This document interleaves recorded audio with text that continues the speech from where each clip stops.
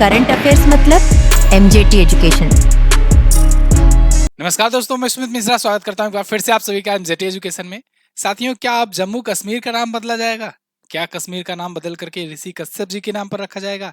आज की वीडियो में हम लोग इसी पर चर्चा करने वाले हैं, क्योंकि गृह मंत्री अमित शाह जी ने जो बयान दिया है उसको देख करके बहुत सारे ऐसे कयास लगाए जा रहे हैं और न्यूज में आज के दिन में सारी जगहों पर अब यही बातें देखने को मिल रही है कि may be Kashmir is renamed after says Kashyap. तो ये ऋषि कश्यप के नाम पर ये हो सकता है नाम बदला जाए, क्योंकि अभी गृह मंत्री का एक वीडियो वायरल चल रहा है। आप ये इंडिया टुडे का आज का ही आर्टिकल देख पाओगे। एक्चुअली में ये बात उठना तब शुरू हुई जब गृह मंत्री जी एक पुस्तक के विमोचन समारोह में गए हुए थे। नई दिल्ली में एक पुस्तक लॉन्च हुई थी, मैंने आपको डेली करंट अफेयर में भी पढ़ाया हुआ था। आप देखोगे डेली करंट अफेयर, मैंने आज के ही करंट अफेयर में सुबह में ये वीडियो में ये क्वेश्चन कवर किया था कि 2 जनवरी को नई दिल्ली में Jammu Kashmir and Ladakh through the ages नाम की पुस्तक गृह मंत्री अमित शाह जी ने लॉन्च करी है, जिसमें गृह मंत्री जी ये चीफ गेस्ट थे और जो अपने शिक्षा मंत्री हैं, केंद्रीय शिक्षा मंत्री, ये गेस्ट ऑफ ऑनर थे। तो इस पुस्तक के विमोचन के दौरान इन्होंने जो बातें कही हैं, उन बातों से यहाँ पर मीडिया में खबरें फैलना शुरू हो गई कि क्या अब कश्मीर का नाम बदलने की कोशिश में है भारत सरकार। इसी को लेकर के चर्चाएं तेज होने लगी। अच्छा, पुस्तक लॉन्चिंग की बात आ रही है तो अपनी भी पुस्तक की लॉन्चिंग हो चुकी है, इसके बारे में भी 1 मिनट सुन लीजिए थोड़ा सा। ब्रह्मास्त्र करंट अफेयर की पुस्तक है, ये आ चुकी है। इसमें 5000 प्लस अध्याय प्रश्न है, प्लस वन लाइनर्स है। क्वेश्चन आंसर फॉर्मेट में है मैक्सिमम पार्ट इसका, और उसके बाद 80% पार्ट इसका। उसमें क्या होता है, क्वेश्चन होता है, ऑप्शन होते हैं, उसके डिटेल एक्सप्लेनेशन रहते हैं, और ये सब अध्यायवार है, चैप्टर वाइज है। चैप्टर वाइज में भी प्रयास किया गया है उनको राज्यवार करने का, जिससे जो किसी अगर जब स्टेट एग्जाम की स्पेशल तैयारी करो तो आपको एक साथ क्वेश्चन एक जगह पर मिल जाए, आपका समय बच सके। बहुत सारी नई नई चीजें इस बार डाली गई हैं, क्योंकि हम लोग चौथी बार लॉन्च कर रहे हैं, चौथे साल लॉन्च कर रहे हैं ब्रह्मास्त्र सीरीज की ये पुस्तकें। इसलिए पिछले जितने भी सालों के फीडबैक हैं उनको हम लोगों ने इसमें इंक्लूड किया है और फीड फॉरवर्ड किया है, और इस बार को और ज्यादा बेहतर बनाया गया है। पुस्तक को कागज भी थोड़ा सा और साफ लिया गया है, तो कंपैरेटिवली 30 से 40% ज्यादा बेटर क्वालिटी का कागज आपको इस बार देखने को मिलेगा पुस्तक में। इसके अलावा कंटेंट तो जबरदस्त दमदार होता ही है। आप इससे 100% किसी भी इंडिया के एग्जाम के लिए अगर आप बैठोगे देखोगे मिलाने, तो आपको 100% मैच करेगा।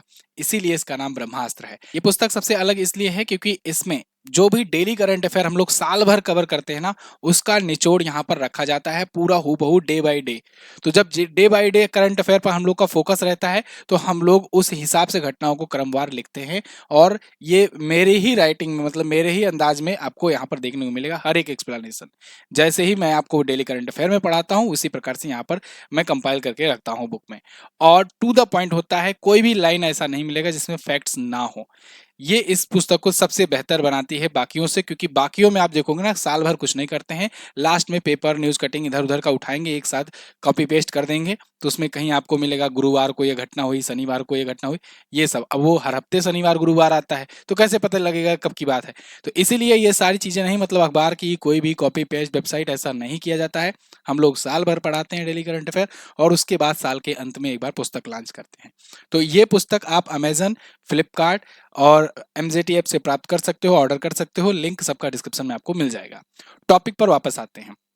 ये जो पुस्तक लॉन्च की गई, जिसको गृह मंत्री जी ने लॉन्च किया है, Jammu Kashmir and Ladakh through the ages, ये पुस्तक एक्चुअली में जम्मू कश्मीर के इतिहास को दर्शाती है।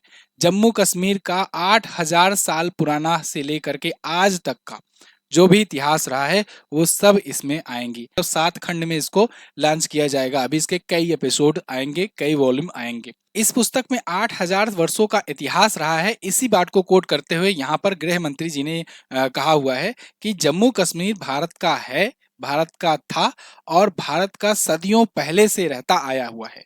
यहाँ तक कि ऋषि कश्यप जी के नाम पर ही संभवतः यहाँ पर कश्मीर का नाम पड़ा हुआ है। आप इनकी ये ऑडियो सुनिए, उसके बाद आगे हम लोग बात करते हैं। इस पुस्तक और इस प्रदर्शनी में कश्मीर, लद्दाख और शैव और बौद्ध धर्म का संबंध बहुत अच्छे तरीके से प्रस्तापित कर दिया है। मंदिरों के खंडहर में पड़ी हमारी कला, प्रतिभाओं का चित्रांकन, इसने प्रस्तापित कर दिया है कि कश्मीर भारत का ही हिस्सा है। इस पुस्तक की अंदर जिन चीजों का रेफरेंस है उसको देखोगे तो आपको मालूम पड़ जाएगा कि पूरी यात्रा का हमारा कश्मीर अविभाज्य अंग है। इन्होंने बेसिकली ये कहा हुआ है कि जम्मू कश्मीर का इतिहास सदियों पुराना रहा है और ये भारत का हमेशा से अभिन्न अंग रहा है। तो इसको अलग थलग करने की कोई बात ही, कोई सवाल ही नहीं उठता है। और कश्मीर पर पूरा पूरा अधिकार की इन्होंने बात कही है कि कश्मीर पूरा का पूरा अपना है, था और रहेगा। आगे जो इनका इशारा ये था कि जो अपना पीओके है, अक्साई चीन है, इसको भी जो अभी तक अपने पास नहीं है उसको भी हम लोग लेने का पूरा पूरा प्रयत्न करेंगे। यहाँ पर देखिए उन्होंने कहा कि अनुच्छेद 370 ने मिथक फैलाया कि कश्मीर और भारत के बीच संबंध अस्थायी हैं।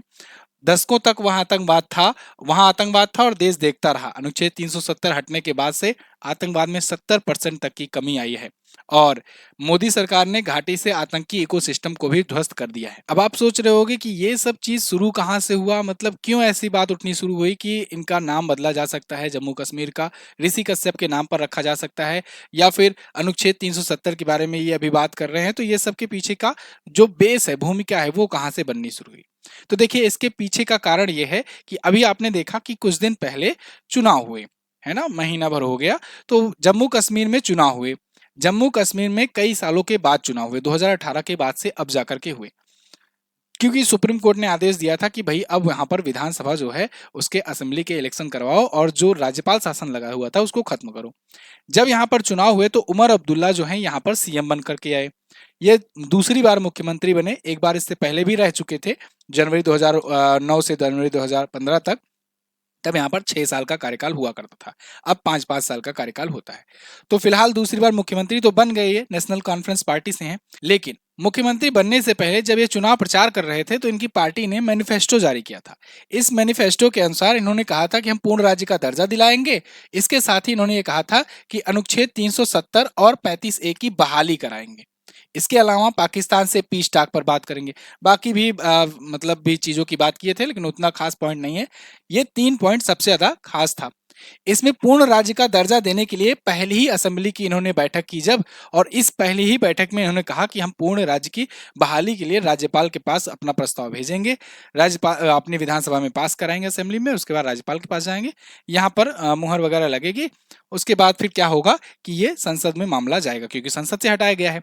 तो इसको लेकर के इन्होंने राज्यपाल से मंजूरी ली और राज्यपाल की मंजूरी मिल भी गई। मैंने इस पर एक सेशन किया था, ये वीडियो आप यूट्यूब पर देख सकते हैं। अब मंजूरी तो मिल गई, लेकिन हटेगा पूर्ण राज्य का दर्जा कैसे मिलेगा?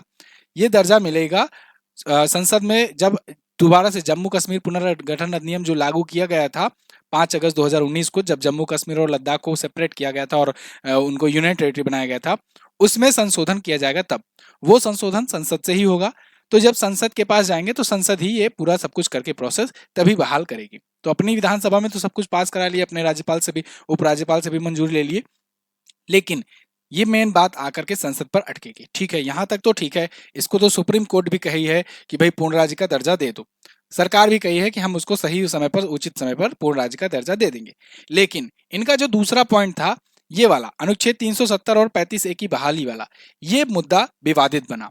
इसकी बहाली को लेकर के भी इनकी सरकार जो है ये प्रतिबद्ध है, क्योंकि मैनिफेस्टो था इनका भाई। तो इन्होंने कहा कि हम इसको बहाल करवाएंगे, यही मुद्दा दे करके तो चुनाव जीते हुए हैं। तो अब इसी बात को लेकर के कि यहाँ जो 35A था, 35A क्या था एक्चुअली में, अनुच्छेद 35A जो है ये बताता है कि यहाँ के जो नागरिक हैं उनको एक विशेषाधिकार मिलेगा। कहाँ के? जम्मू कश्मीर के जो हैं।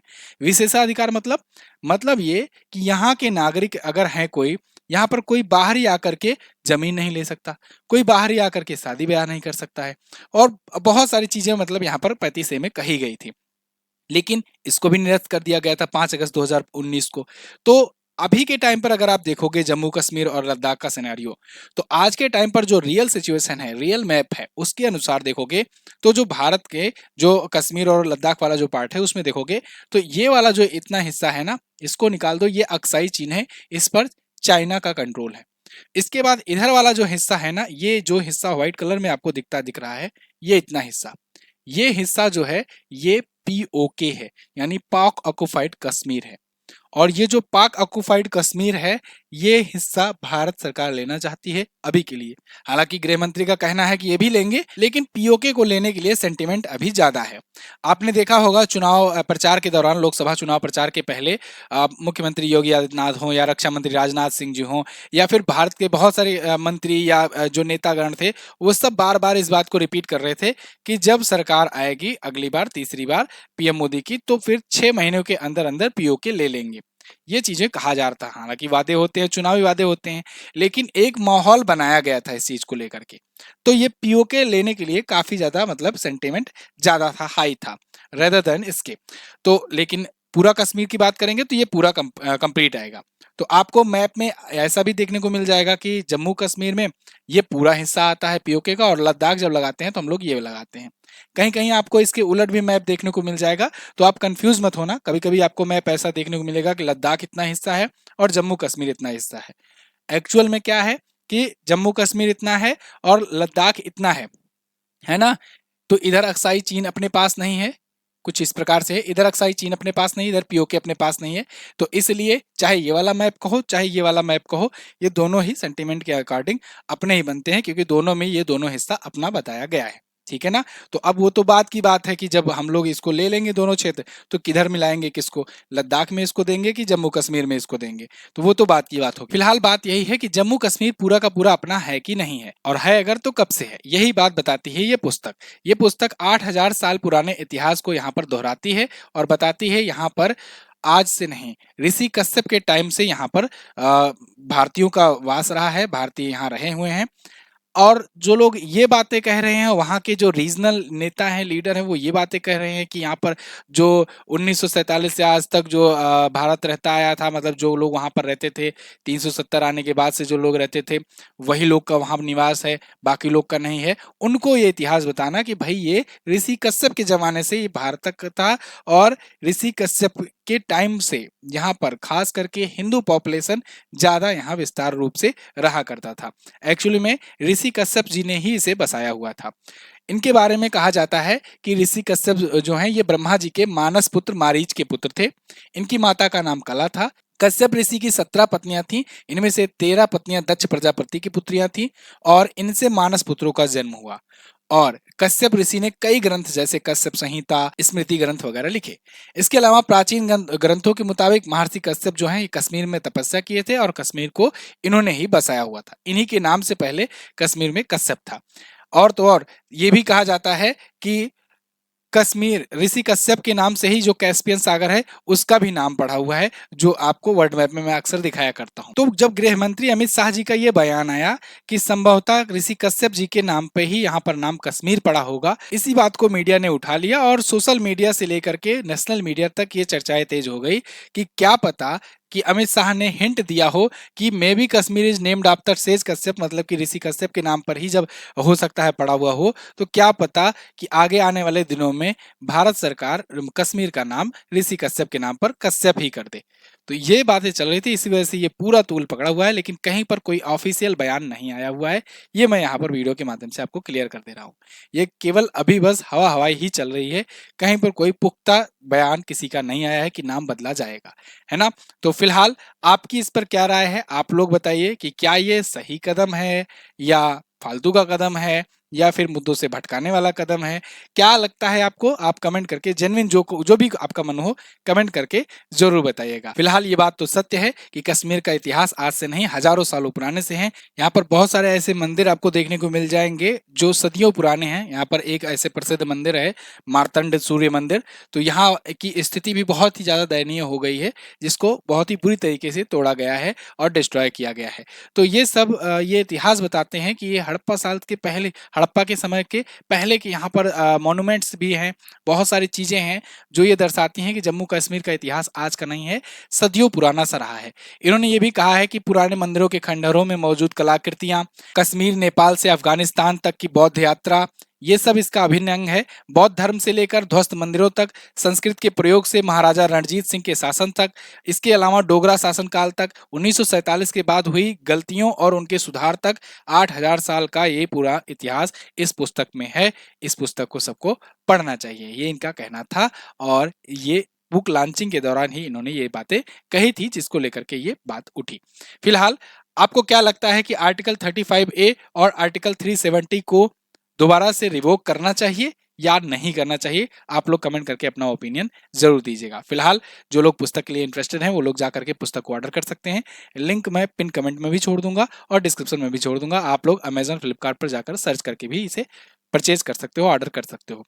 3 से 4 दिनों में पुस्तक आपके पास होगी। बहुत बहुत धन्यवाद यहाँ तक वीडियो देखने के लिए। मिलेंगे अगली वीडियो में, तब तक के लिए नमस्कार, जय हिंद, वंदे मातरम।